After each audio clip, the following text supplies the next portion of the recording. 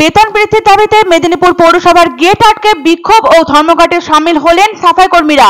সাফাই কর্মীদের দাবি, দীর্ঘ ২০-২৫ বছর ধরে তারা পুরসভা এলাকায় সাফাইয়ের কাজ করছেন, কিন্তু তাদের বেতন বৃদ্ধি করা হয়নি। এর আগেও একাধিকবার আন্দোলন করছেন তারা, তবে মিলেছে শুধুই প্রতিশ্রুতি, কোনো কাজই হয়নি। অবশেষে বৃহস্পতিবার থেকে শ্রমিক ধর্মঘটের ডাক দিল তারা।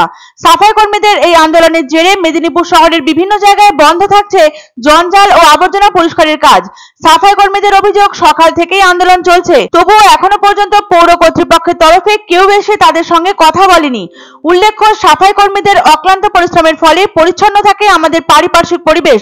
তারা নিয়মিত জঞ্জাল সাফ করে পরিষ্কার রাখেন পথঘাট, নর্দমা। বিভিন্ন শহরের ডেঙ্গুর প্রকোপের ওপর যে হ্রাস টানা সম্ভব হয়েছে, বস্তুত তা সাফাই কর্মীদেরই পরিশ্রমের ফল, কিন্তু বেশিরভাগ ক্ষেত্রেই তাদের পরিশ্রম অনুযায়ী সাম্মানিক দেওয়া হয় না।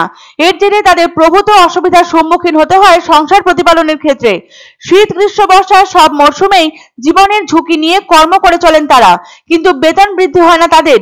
বৃহস্পতিবার বেতন বৃদ্ধির দাবিতে মেদিনীপুর পৌরসভার গেট আটকে বিক্ষোভ প্রদর্শন করে ধর্মঘটে সামিল হলেন সাফাই কর্মীরা। দীর্ঘ ২০-২৫ বছর ধরে পুরসভা এলাকায় অক্লান্ত পরিশ্রম করে সাফাইয়ের কাজ করে চলেছেন বলে দাবি জানায় সাফাই কর্মীরা, কিন্তু বারবার আন্দোলন করার পরেও তাদের বেতন বাড়ানো হয়নি। পাওয়ার মধ্যে পেয়েছেন শুধুই আশার বাণী। সাফাই কর্মীদের আন্দোলনের জন্য মেদিনীপুর শহরের বিভিন্ন জায়গায় জঞ্জাল ও আবর্জনা পরিষ্কার রাখার কাজ স্থগিত রাখা হয়েছে। প্রচুর মহিলাও সামিল হয়েছিলেন এই বিক্ষোভ কর্মসূচিতে। তাদের এই কর্মবিরতির জেরে শহরের জঞ্জালের স্তূপে উপচে পড়ে ভ্যাটগুলি, কিন্তু সম্পূর্ণ নিরুপায় হয়েই তারা ধর্মঘটে সামিল হয়েছেন বলে জানান সাফাই কর্মীরা। প্রথমত তো তাদের কাজের কোনো নিশ্চয়তা নেই, তার উপর বেতন বৃদ্ধি না করায় প্রভূত সমস্যা ভোগ করতে হচ্ছে তাদের। এই সামান্য আয়ে সংসার প্রতিপালন করা প্রায় অসম্ভব বলে জানান তারা।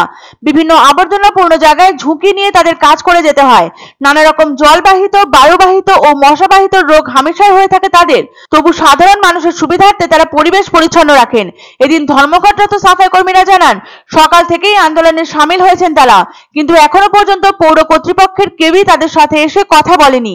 সাফাই কর্মীদের এই আন্দোলনের জেরে মেদিনীপুর শহরের বিভিন্ন স্থানে জঞ্জাল ও আবর্জনা পরিষ্কারের কাজ বন্ধ থাকায় অত্যন্ত অসুবিধার সম্মুখীন হতে হচ্ছে শহরবাসীকে। জঞ্জাল পরিষ্কার না হলে রোগ জীবাণু ও দূষণ ছড়ানোর আশঙ্কা করছেন মেদিনীপুরবাসী। ১.৫ বছর ধরে দাবি দাবা করা হচ্ছে।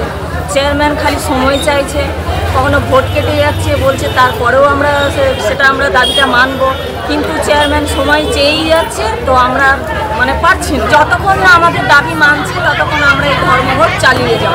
তো এই ২০০ টাকায় তো আজকালকার বাজারে কাজ করা যায় না, অথচ রাজ্য সরকারের নিম্নতম একটা রেট আছে যেটা ৪০০ টাকা। তো আমরা ওইটা দাবি করছি, আপনারা যে রেটটা ঘোষণা করবেন সেই রেটটা দিন। আর এটা তো কেন্দ্রীয় সরকারের স্কিম কর্মীদের জন্য এই রেট, তো এই রেটে কাজ করে মানুষ পাচ্ছে না, করতে